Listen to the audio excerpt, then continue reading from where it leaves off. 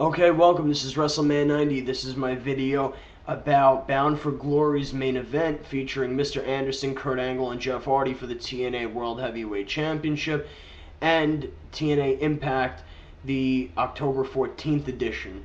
Okay, so I just want to start off by saying Bound for Glory's main event was actually surprisingly very, very good. Um, I think they did a very good job of packaging this. They did a very good job of hyping this matchup. Um, you know, you have Kurt Angle, one of the absolute greatest professional wrestlers in history.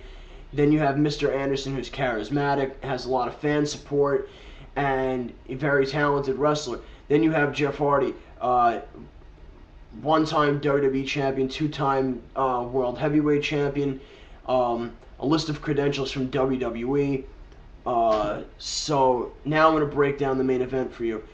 They worked about a 20 to 25 minute match, I believe. Great match, nice action, really, very solid performance from all three of them. They really busted their ass to make that match as good as possible, and it really did live up to my expectations. The ending is what pissed off some fans the most. I think it's because they didn't see it coming. They had no clue.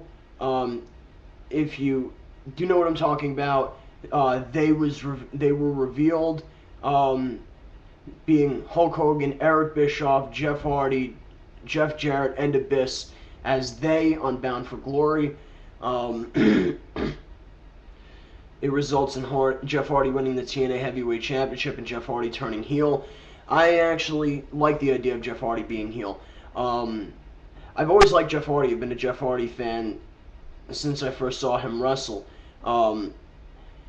He has always been a babyface for almost the entirety of his career, with a few small heel turns, and they never lasted long. WWE, they always had him revert to being a babyface because that's what he was best at.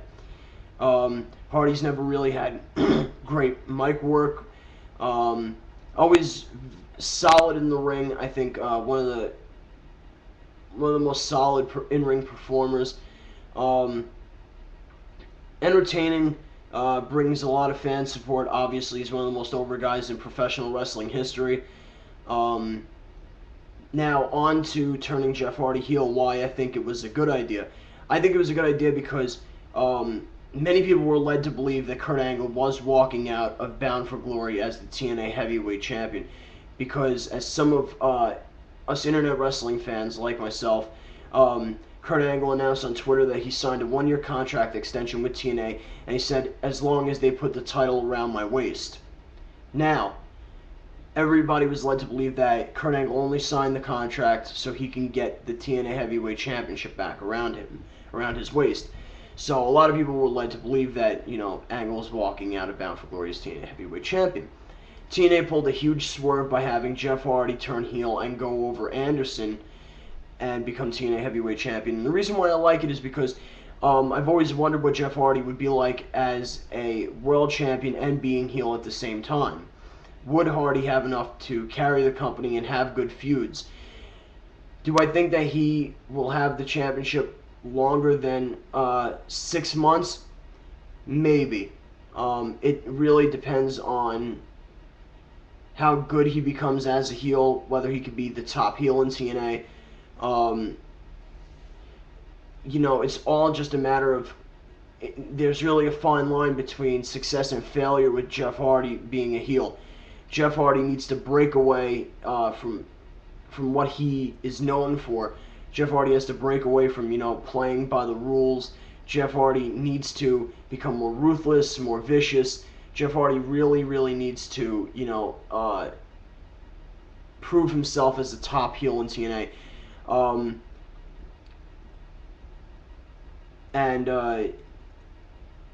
Jeff Hardy's promo on TNA Impact last night was actually quite enjoyable for myself. Jeff Hardy basically sold it that he never cared about his popularity, never cared about his fans. that everybody was holding him down, and I like that about Jeff Hardy. That was a good promo, a nice strong promo. He didn't have to really say much. People were chanting, "You sold out," and he said, "I didn't sell out. I sold in." Um, then Ric Flair and Fortune come down to the ring, and it looks like there's going to be a huge brawl. And Ric Flair ends up hugging Hulk Hogan, making a super group known as the Immortals, which features now Hogan, Eric Bischoff, Ric Flair, Jeff Jarrett, Abyss, the Fortune members, AJ Styles, Kazarian, Beer Money, Douglas Williams, Matt Morgan, and Jeff Hardy as the TNA Heavyweight Champion.